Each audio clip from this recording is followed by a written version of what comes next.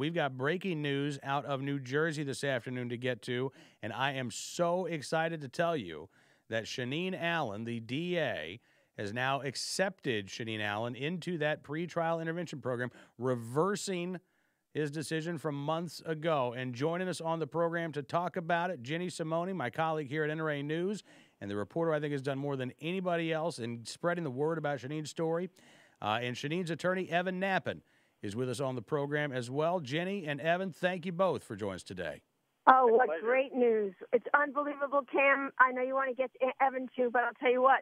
We were just landing in the Philadelphia airport to head to court tomorrow for her pretrial conference. So, I mean, it is just amazing that the prosecutor has made this decision considering where he was at the start. That's right. Ginny, you have really been wonderful and just great with your coverage. And I am so happy, not just for Shaneen, who is ecstatic and happy as well, but also because the Attorney General, now that's different from the prosecutor in this county, the Attorney General for New Jersey issued a clarification to their guidelines specifically allowing folks like Shaneen into the PTI program so that her fight and the fight that all of us have participated in here will help many, many others. And the PTI program makes it so that Shaneen will not become a convicted felon. She will not go to jail. She will not lose her gun rights. And this is absolutely an excellent outcome. And it was an extraordinary fight because she was originally approved by the program, but then denied by the prosecutor. We filed an appeal of that denial to the judge, who upheld the denial and still would not let her into the program. But now the prosecutor and the Attorney General have changed their position. So it is a great, great day. And, you know, Cam, it was so fascinating. I just got off the phone with Shaneen. She called me, and she just was, I mean, she was speechless. She couldn't believe it. And as she has said from the start of this, I am not in this fight for myself. And as Evan just pointed out, look what the Attorney General said. But I think what's also important to point out, Cam, is the change of heart this prosecutor really had. Because in his letter to the judge today, he points out that she's the lack of a criminal record, that she would likely respond positively to PTI. Now, that's not what we heard in the courtroom. What we heard is, yes, she would have been a good candidate, but there was a stronger demand to prosecute her because she would be a deterrent to others. And, you know, Evan, I wanted to ask you, because I know that she can still carry a gun, but as I understand from the letter, she has to forfeit the firearm she owns now and the ammunition. Well, that is true, and that is not uncommon in PTIs. Because that gun was evidentiary in the charge, that is a common occurrence because that's the evidence underlying the charge, so that's how it goes. But as much as I hate to see any firearm lost, the good news is she will be able to buy another gun. It simply is money in this case, representing value, and it's something we all want to fight for. But the bottom line is she's not a felon. She doesn't lose her gun rights. She'll buy another gun, and she'll be able to defend herself, and she'll be able to be a mother to her two young boys. So it's unfortunate that factor is part of it. But in the big picture, what really counts here is that Shaneen Allen will not be destroyed by New Jersey's gun laws. And isn't that the truth? Because we've all watched her these several months. And, Cam, I can only tell you, and you have kids, what this was like for this family. None of us could ever appreciate the pressure, the stress, the fear. Will we have a mom? All those things going through that family's head. And today, they have a chance to get their lives back, all of them. The kids don't have to go to school worrying about this. That they don't have to fear what's going to happen to my mom, how long. I mean, she was facing up to 10 years. Gosh knows what could have happened.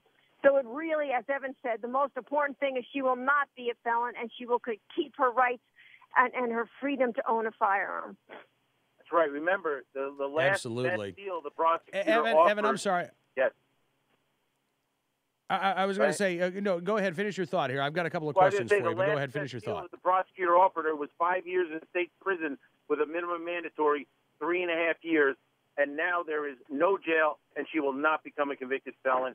That is the proper outcome when someone makes an honest mistake like Shaneen did. Now let's talk about, and you're absolutely right, and it sounds like, based on what the Attorney General has said, that others far beyond Shaneen are also going to perhaps see charges dropped. There's no reason why you should be facing prison time for making a mistake like this. I know that Jim McClain, the DA, has said that he's going to go back and look at other cases. Is this going to apply across the state of New Jersey now? Yes. I mean, Remember, how big a change is this? Is under Christie.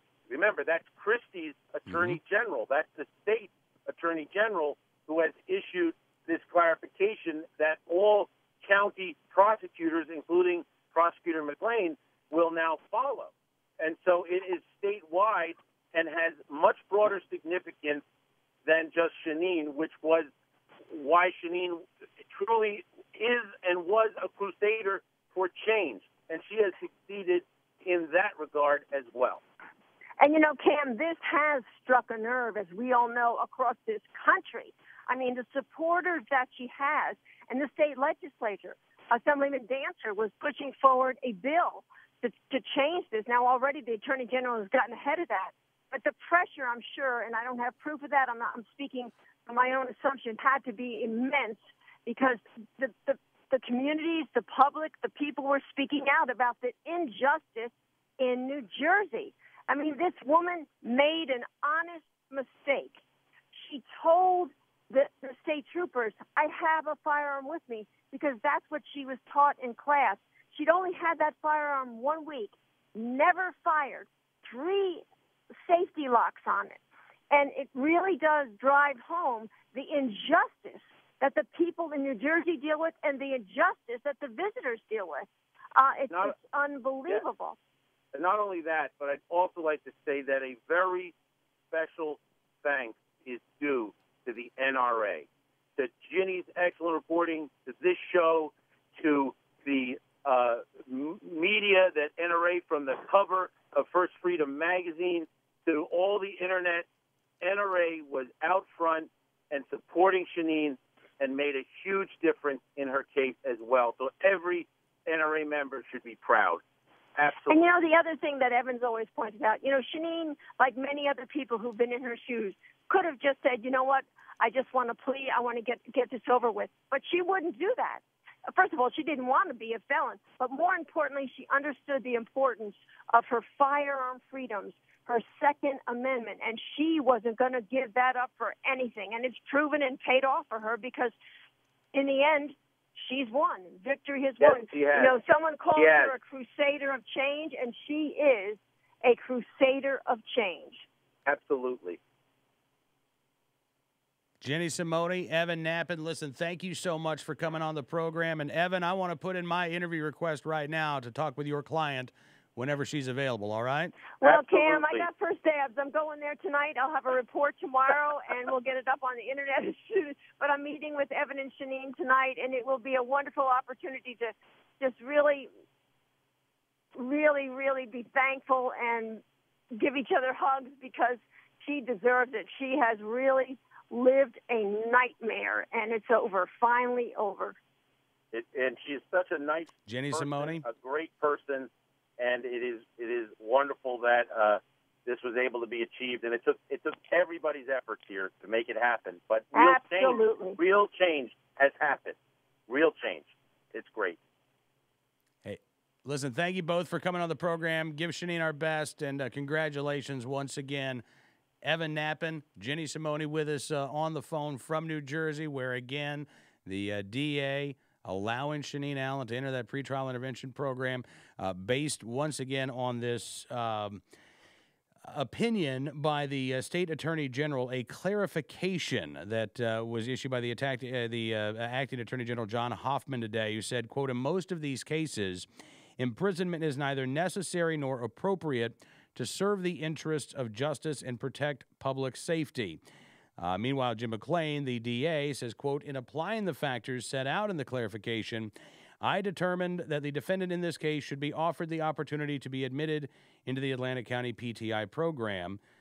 The Press of Atlantic City reports McClain previously said he did not allow such exceptions because they were so common that if it had been the legislature's intent, he said, that would have been among the written exceptions. In other words, there are so many cases like Shaneen's that have been happening in New Jersey that the DA says, well, you know, if the legislature wanted to do something about it, they would have said something about it. Now, as a result of this clarification by the Attorney General, not only is Shaneen able to enter the pretrial intervention program, but other cases are going to be looked at as well.